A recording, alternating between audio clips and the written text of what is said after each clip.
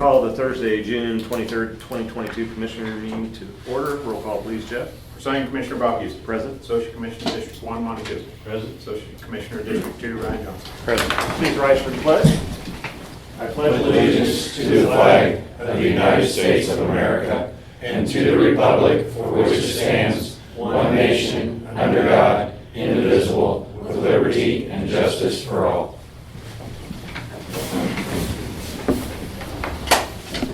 Any motion to accept the agenda as presented? So moved. Second. All in favor? Aye. 3 votes for, 0 against. Need a motion to approve the minutes from June 15th, 2022. So moved. Second. All in favor? 3 votes for, 0 against. Cass County Health Department, City's Readiness Initiative. I need a motion. So moved. Second. Sarah? Yeah, the City's Readiness Initiative is a federally funded program to enhance the public health emergency preparedness around the largest population centers, in the United States. Because Cass County falls into the Casey metro area, we fall into that catchment area. The funds are used to develop, test, and maintain preparedness plans. So with CRI funding in conjunction with the FET, so the Public Health Emergency Preparedness funding, this is how we fund the preparedness position who develop our emergency preparedness planner who creates and maintains our emergency preparedness plans. Is that Andrew that's working on it? Yes. Helps him working, okay. Any questions, Sheldon? No. All in favor? 3 votes for, 0 against. Thank you, Sarah. Thank you. Number 7, Cass County Road and Bridge. Advertised bid request for a road groom machine. I need a motion. So moved. Second. Kelly or Dillard? Yes. It's a very effective machine, low maintenance. I believe it'll save us on our rock budget. I've ran one before and it looks like you rock the road after you're done and you can go up to 40 miles a day. So this would be just like the one we purchased last year, just allows them to. Mhm. So have they made the tongue on that thing a little tougher? Yeah,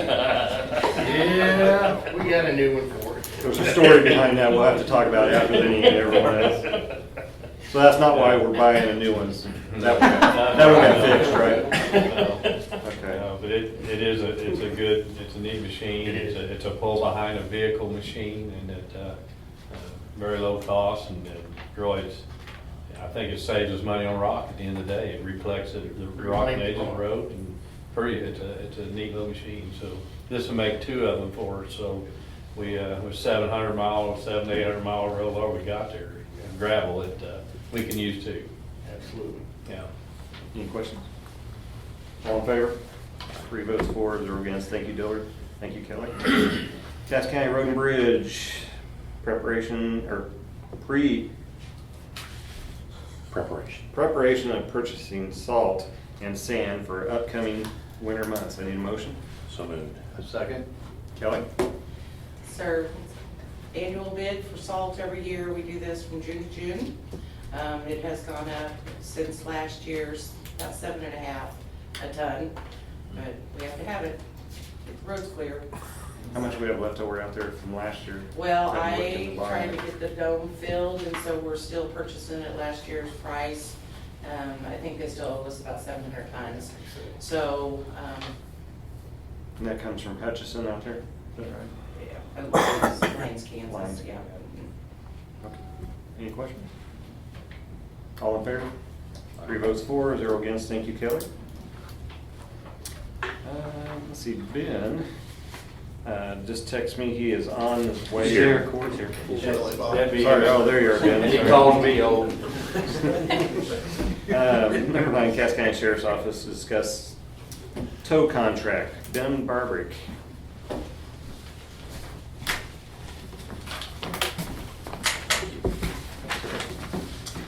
So we had talked about the tow rotation contract, and it's not really feasible anymore. So we met with the tow partners here in the county, come up with some rules on the sheriff's office side. I met with Jeff Fletcher in his office about the permits and everything when they buy their tow permits. So it's going to be the sheriff's recommendation that the commission do away with the tow contract and we will handle the rules in-house at the sheriff's office for our tow rotation. Okay. And all the tow companies were for it because the rates have been locked in for however long since that thing was made. Started. These companies, are they from Cass Huh? County? Yeah, they're all from Yeah. Cass, yeah. And they all have their valid tow permits with the county, so. In the clerk's office, with Paul's help, last year, we took the high rate of pay that they had to pay and took it down and made it every 2 years, and then also lowered the rate. And Ben and us talked about that also, and we think we're gonna leave it at the 2-year deal to help them save some money and time. And what this does is allow codes to go back to codes enforcement and not have to deal with the tow contract issues at all. Right. Because there's issues every month, Yes. so. Okay, so we'll probably schedule a work session and we'll follow that and we'll address it next month. Yeah, thanks for your work on it. Yeah. I know you're all ready to see something fixed on it too. I know Jeff has too. I know the codes department is tired of having to mess with those people on that, so thank you very much. Yeah, Thank you, thanks, Ben. Ben. This correspondent up here. No. Okay. So Cass County Collector Chris Mullendorf bid for an ad in the Tribune and Times annual county delinquent real estate tax sale. Need a motion? So moved. Second? Chris is not here, but I know he put it out for bid for the local newspapers that meet the distribution or circulation requirements, and they were the lowest bids for his tax sale coming up in August. Good to hear they got the low bid this week. Any questions? Yeah, are you doing motion? Yeah. Okay. All in favor? 3 votes for, 0 against. Thank you, Chris. We're good. Miscellaneous business. Seeing that? Chris Turnbow with the ESB board. You have the floor. Thank you, sir. So I come to you today as the chair of the Cass County Emergency Services Board, and thank you for getting us on your agenda today. I don't know if you recall, but last July, it's been almost a year now, it was on July 7th, we put the county on notice that we may be requesting assistance on the purchase of a software system for replacement of Omnigo, or ITI as it was formerly known as. A little bit of history about the ESB for those of you that might not have been around when it came to fruition, but the ESB was formed in order to be the fiduciary organization responsible for the collection of the sales tax funding for 911. Previous to that, the county commission had always collected the tax money from landlines for 911 and was responsible for that. But with the changeover from landline collection, because landline collection was diminishing, and the changeover when state law was allowed for us to go out as a referendum for a sales tax, the law enforcement entities, the PSAP managers, and the commission met in order to move forward with that referendum. And it did get passed. And so with that, there was an abolishment of the sales tax, or the tax collection for 911 from landlines. And with that, it was replaced by the sales tax. And the sales tax came to be a mainstay for us to create an interoperable communication system countywide. All the entities, for those of you who may have received one, I think Monty was part of the organizations that received some of that radio equipment in his previous role as on the roads and bridge here in the county. But all the entities, all public safety and public entities within the county received new radio equipment. And that happened when we came online in 2013. And the sales tax was created to continue the operation of 911, which it did, and then the group, the ESB, was formed as the body to oversee that, and the commission relinquished their responsibility to oversee 911 at that point. We had been laboring over for years the differences in the radio systems that were totally non-interoperable, and what the tax allowed us to do for a short period of time was collect enough funding to pay for that infrastructure and the initial issuance and purchase of equipment to all the entities. From that point forward, and the rollback, it was now our responsibility as an ESB to maintain the radio infrastructure, but the entities, the PSAPs, and all the other 40, well, there's 42 altogether, so minus the 5 PSAPs, 37, I guess, all 42 of the entities have to replace their own equipment from that point forward. However, because ESB was there for the delivery of 911 services, we continue to take the responsibility for CAD, the computer aided dispatch, which is integral to the delivery of 911 services when somebody calls 911.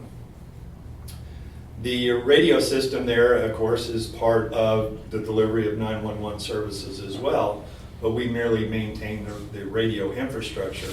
And the way that was set up initially was that was a lease purchase arrangement with Motorola, and it took us 7 years to pay that off. And when those of us who were on the committee to get this thing passed,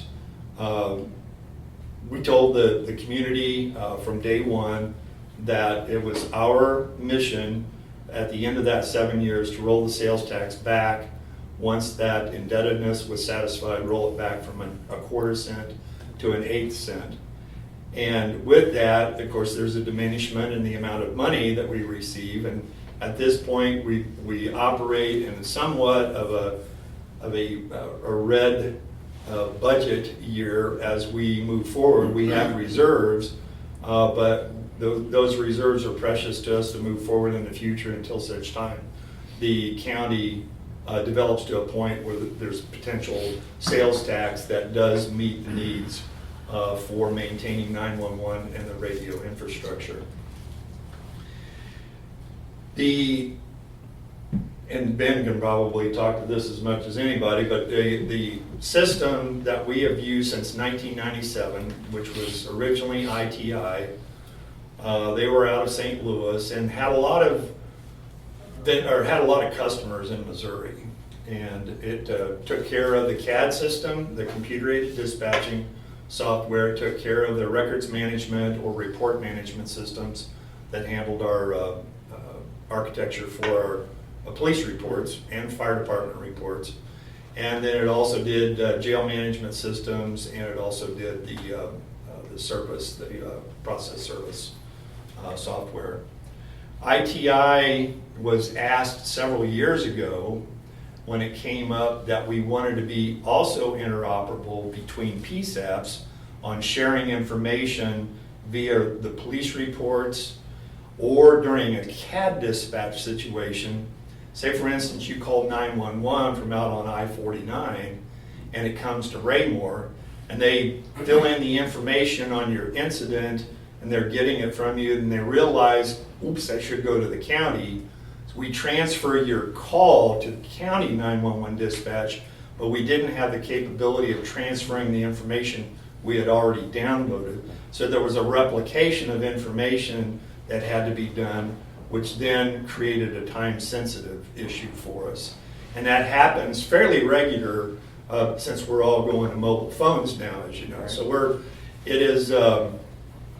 it was really important that we try to get ITI on board to create, through their R&D process, an ability for the 5 PSAPs to be interoperable in that way. We could talk to each other on the radios. We couldn't connect through technology, through the CAD systems. So all the PSAPs, the technical committees got together, began talking about it, and we decided that it was so necessary within the county that we as the ESB would take on the responsibility of issuing the RFQ and working with the 5 PSAPs and the technical committees that represent those PSAPs to come up with a plan to replace ITI with a much better, much more technologically advanced software and services system, and we've done that. Central Square has been chosen out of about 5 or 6 vendors, because Central Square was really the only one that put in the time and effort to look into the process and present a reasonable and understandable bid for the process. And that has come out to about a little less than $1.1 million for it. $714,000 of that ends up being for the services themselves, to purchase the service. And then the remainder of that, 1.1 million, about 353,000, ends up being an in perpetuum maintenance agreement, and they take care of everything. Central Square takes care of everything. They make all the development changes that move as we move forward. They replace equipment. They replace servers as servers wear. It's all included in that annual maintenance agreement of $353,000, which is shared not only by the ESB for the CAD systems, but then is shared by the other 5 PSAPs and the City of Peculiar, because they have their own records management system as well. So those are the entities that we're talking about sharing on that $353,000. The lion's share of it being the county, because the county also uses jail management, and a little more for Belton because they also have a jail and they use jail management, and that percentage was based upon the number of jail beds that each facility has. So they're paying for the jail management system, every department's paying for the records management system, and we as the ESB are paying for the CAD systems, okay? So who I have with me here today is we have Marie Beauchamp. She is our executive director for the Cass County Emergency Services Board and our only employee. We also have with us Damon Marquis. He is our representative from Central Square. And I also have one of my partners on the board, Tom Engert, who represents the northern, one of the northern board members on the Cass County ESB. I'd like to, at this point, turn it over to Marie. I think I've given you a pretty good basis of how we got to this point and why and I'll let her explain a little bit more about the $714,000 that we're asking for assistance from the county. Okay. Thanks, Bruce. Thank you. Thank you. Thank you. I'm going to give you the letter from July 7th that Mayor Trimbo gave my information, just as the history for you guys. Thank you. Damon, as Mayor Trimbo, Yes, please. he is going to also present some information for you all. So I just wanted to piggyback onto Mayor Trimbo in what we're looking to achieve with this project, to give you guys some information. So he talked about what our job is in terms of managing 911 services for Cass County. So in that, the 911, we work with Mark for coordination of the 911 actual phone calls, and then we manage the radio system. So the CAD, the computer-aided dispatch at the 5 PSUBs in Cass County, is the third or integral piece to this. So this is the piece we're looking to update after the 20 years that he mentioned. The $714,000 is the piece that the Emergency Services Board is looking to front, essentially, to get the project going. That is the implementation, infrastructure, servers, software, all of what's necessary just to get this set into the Cass County system. Then the following 353, which is broken down, and you see those numbers in, I think, the last page of your packet today, is broken down by the police agencies, and they are charged an annual fee for subscription maintenance from the ESB through this service contract. So the implementation of this, where, and Mayor Trimbo kind of mentioned it, where the 5 police public safety answering points in Cass County do not have the ability today. So Belton Police, Cass County Sheriff, Raymore Police, which dispatches for Peculiar, Harrisonville Police, and then Pleasant Hill Police. And they dispatch for all the municipalities within Cass County system. So today, much like he mentioned, they have to do a third-party phone call to the other police agency to say, hey, this call is in your jurisdiction, not ours, or transfer the information through a phone call and re-enter all of the same information.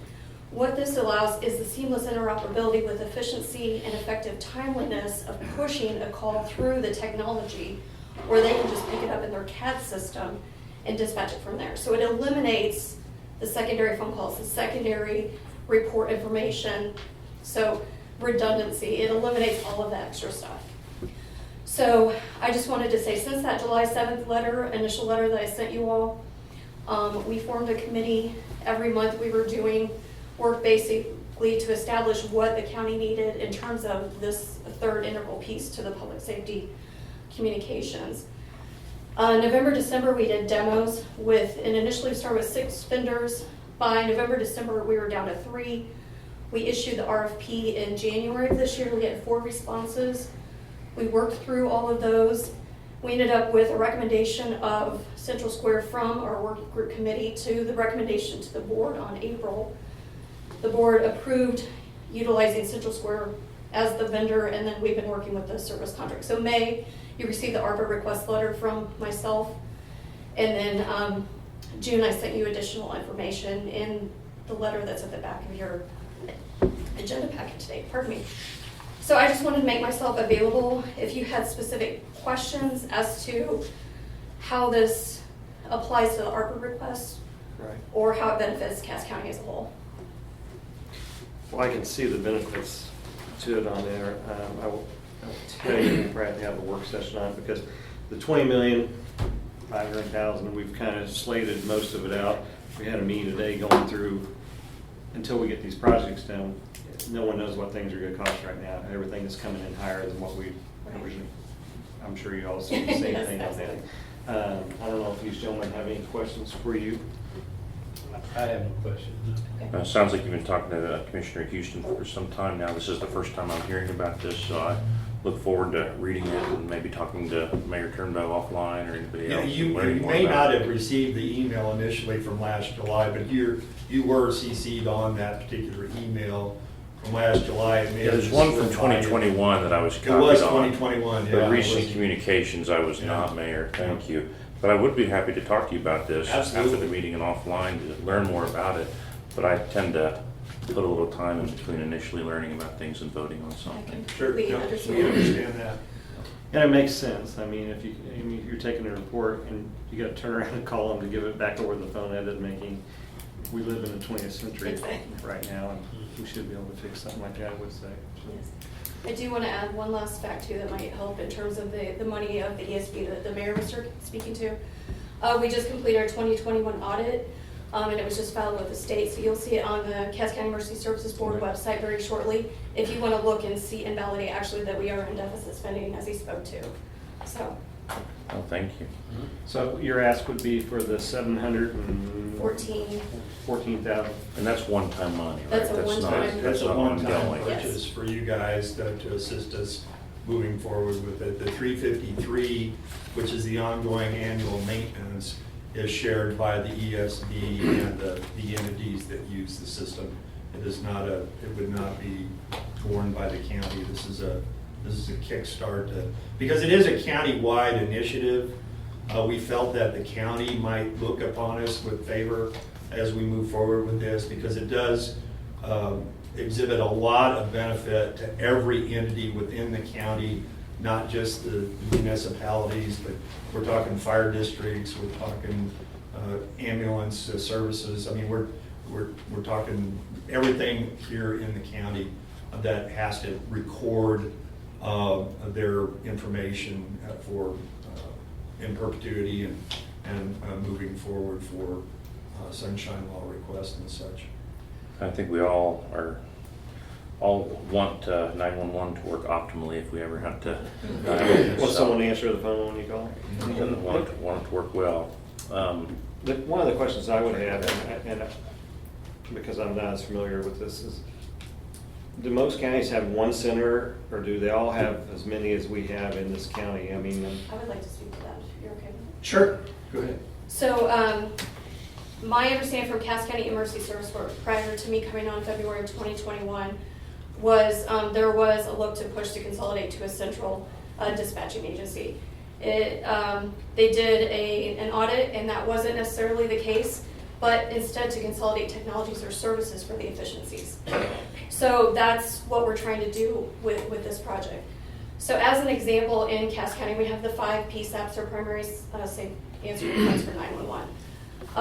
Johnson County, Kansas has 7. That's my history where I come from, just for your information. But they have a centralized for fire EMS dispatch.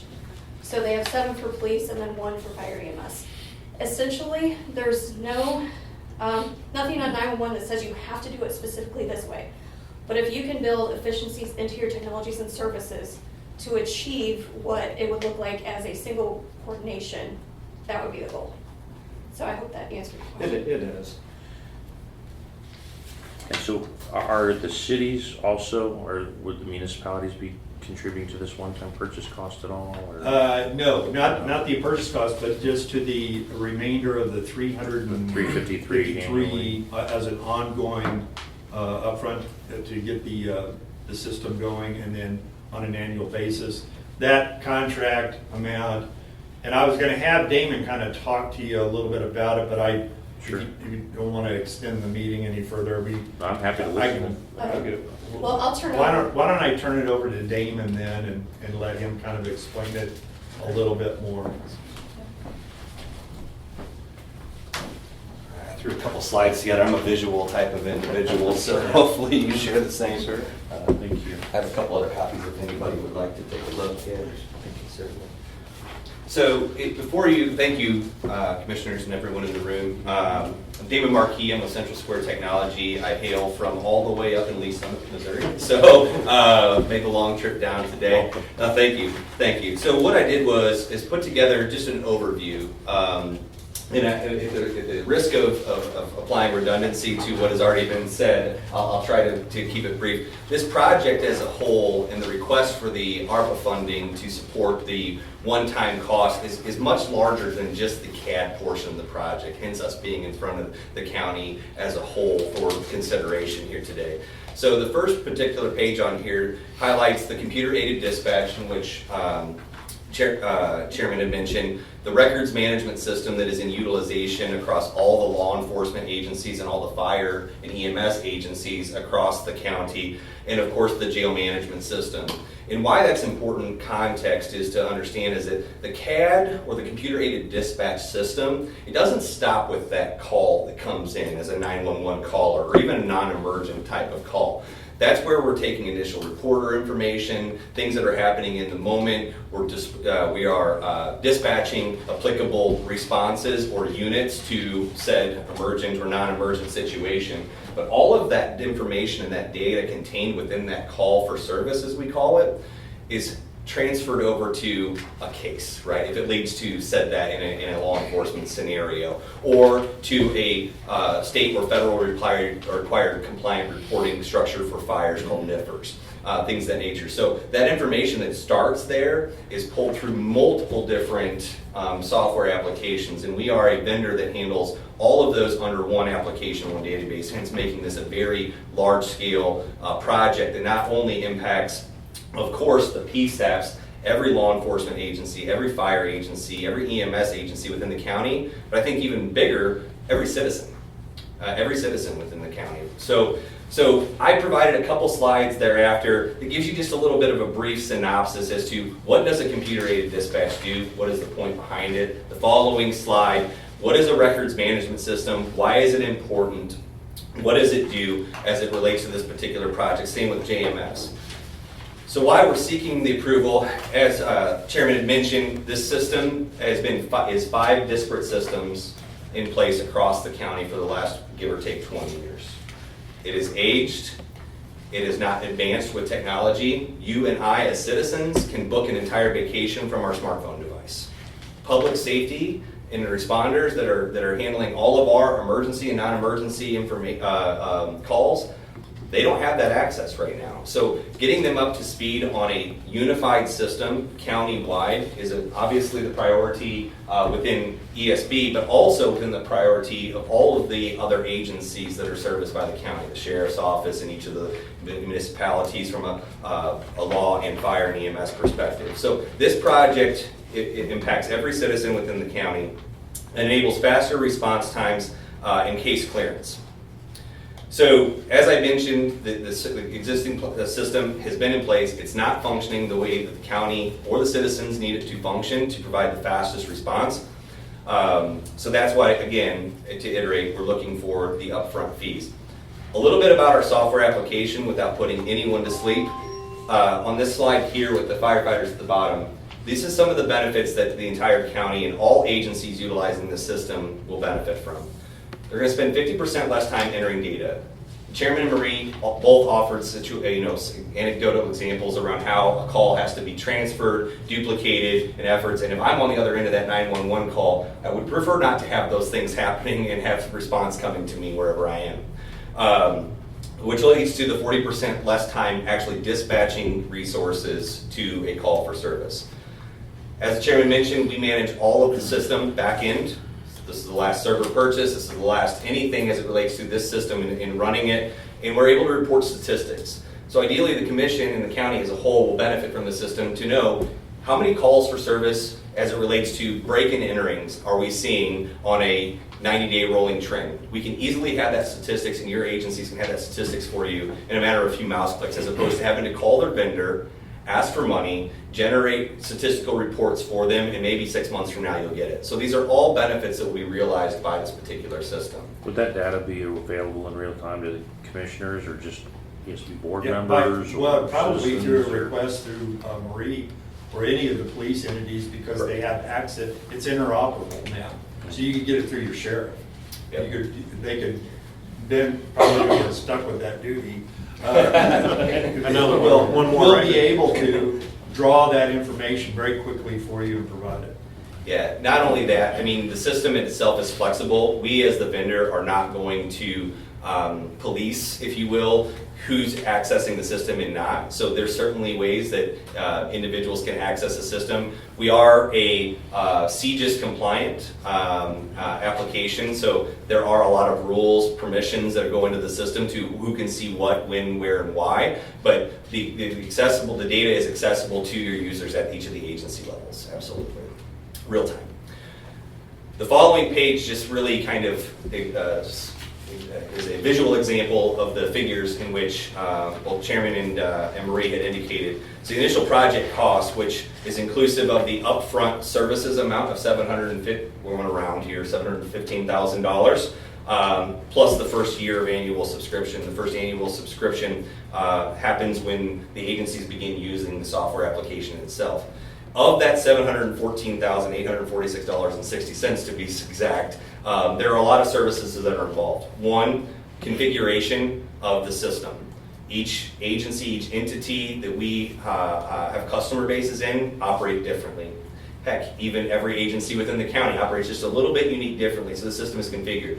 A big chunk of that $714,000 is actually cost associated with bringing legacy jail management data, legacy records management, so cases, reports from that old software system and bringing it into the new. So any ongoing investigative type of things, any critical information that you may have on file with any one of these agencies. If I've got something specific in my house, maybe I have a child with Asperger's or something along those lines, it's really critical information for responders to have. That all that information is coming over into not only the computer-aided dispatch, the records management system, and the jail management system.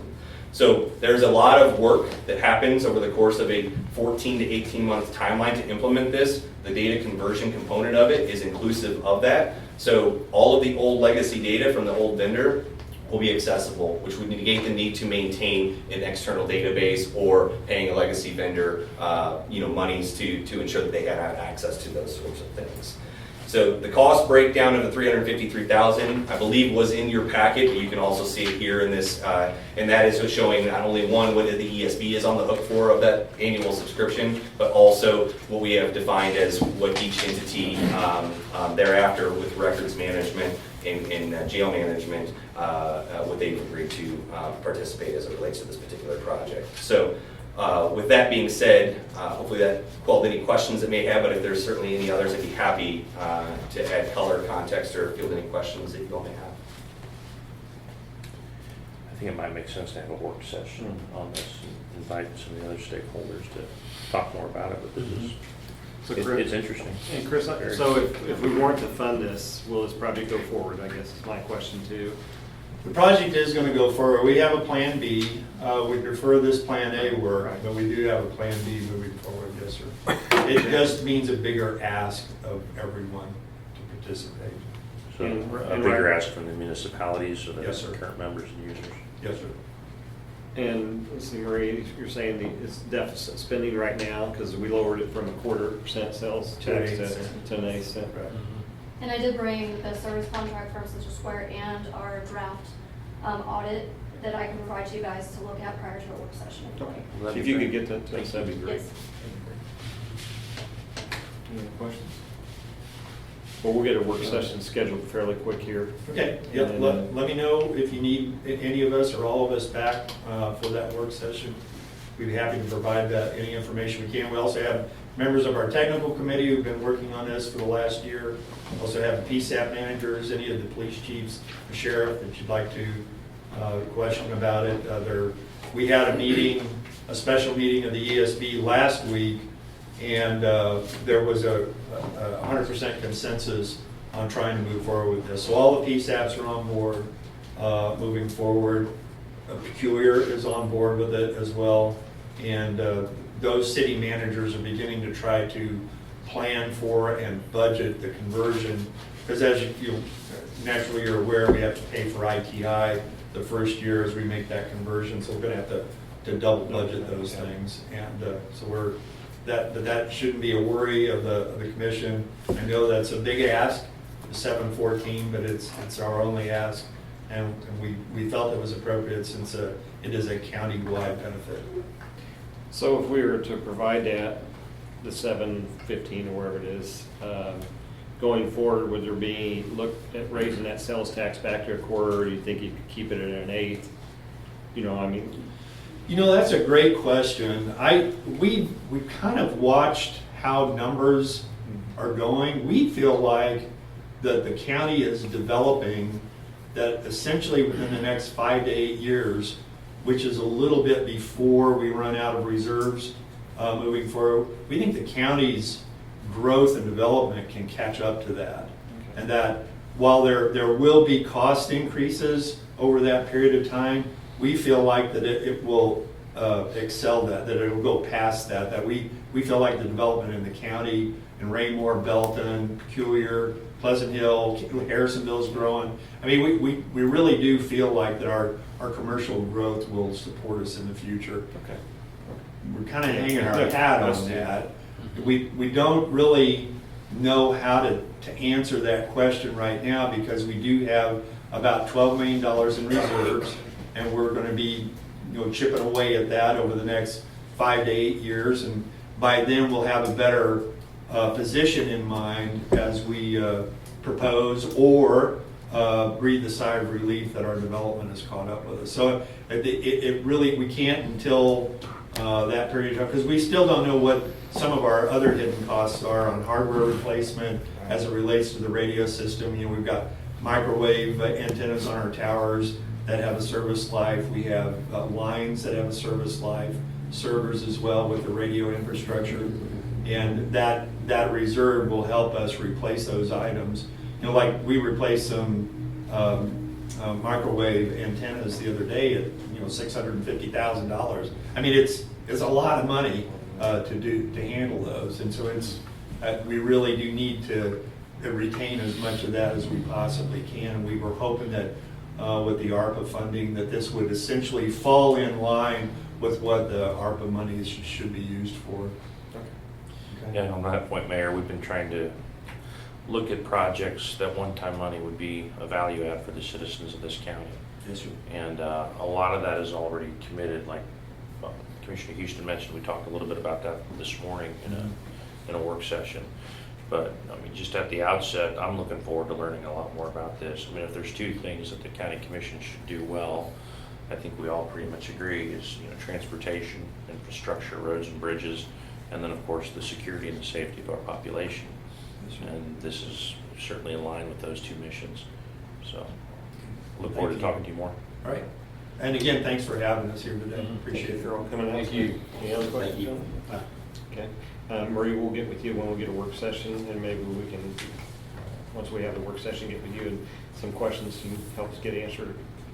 I'll be happy to help. Thank you. Thank you. All right, Commissioner Communications. I have nothing. Happy birthday, Jeff Fletcher, double nickel today. Yeah. We'll put that in the record. 72, right? Nothing else, need a motion to adjourn? Move. Second. All in favor? We are adjourned.